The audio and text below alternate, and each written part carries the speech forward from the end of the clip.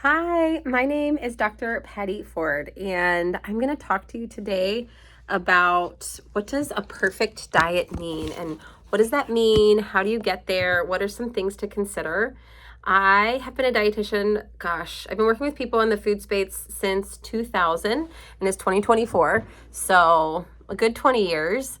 And what I want to talk to you about today, how do you create a food plan that is perfect? What does that even mean?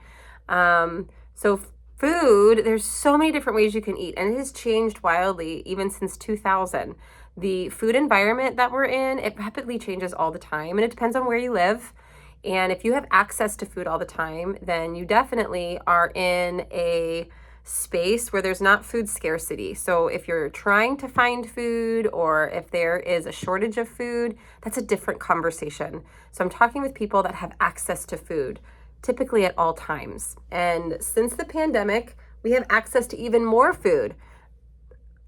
A million different opportunities to get food, delivery, through your phone, through so many different things. And so designing a plan, one of the first things that I'm going to ask you is, what's the goal?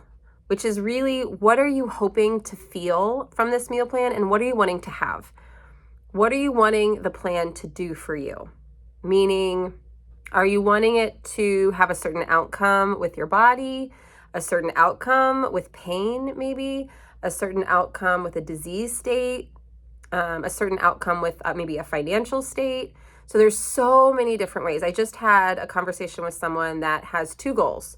They're trying to manage their weight and they're an athlete and they want a training program. Those are two wildly different goals. Now they can cross over, but planning requires knowing where you're going. It's kind of like if you're planning a trip and you want to go to a certain destination, you got to have the destination in order to plan the route. So in the food space, a lot of times people assume that food is directly related to your weight, and it is, but it's not the only thing. You can have so many other things that relate to food. A lot of times people assume that it's about weight, but that's not always the case. Let's assume that it is. Let's assume that you're wanting to change the way that your body looks. Food is one piece of the puzzle. A bigger piece of the puzzle I'm going to offer here is your nervous system. And how do you regulate your nervous system? Which is so hard to do because sometimes that's subconscious. You don't have complete control over your body. There is an autonomic nervous system that is working whether you want it to work or not. And based upon what's happened to you in your story, you have different reactions to different foods or different environments or different people, different smells, textures, sights. And sometimes we have been able to override those feelings or those sensations for so long, we numb out. And sometimes that looks like overeating or undereating. And so it's learning, how have you been overriding your nervous system, your hunger cues, your fullness cues? How has that been happening for so long? And what has been happening for so long? And how can we rewrite the story? So the perfect diet, there is not a perfect plan that works for people. It's understanding the person, understanding what would be ideal for you, and then learning the plan.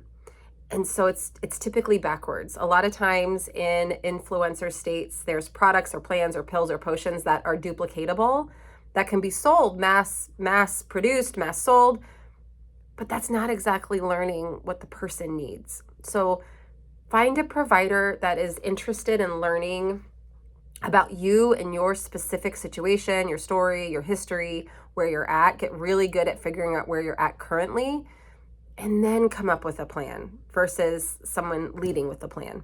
So the perfect plan is going to be what is aligning with your personhood at the current moment. And that might change in 5 years because as you age, your bodies change.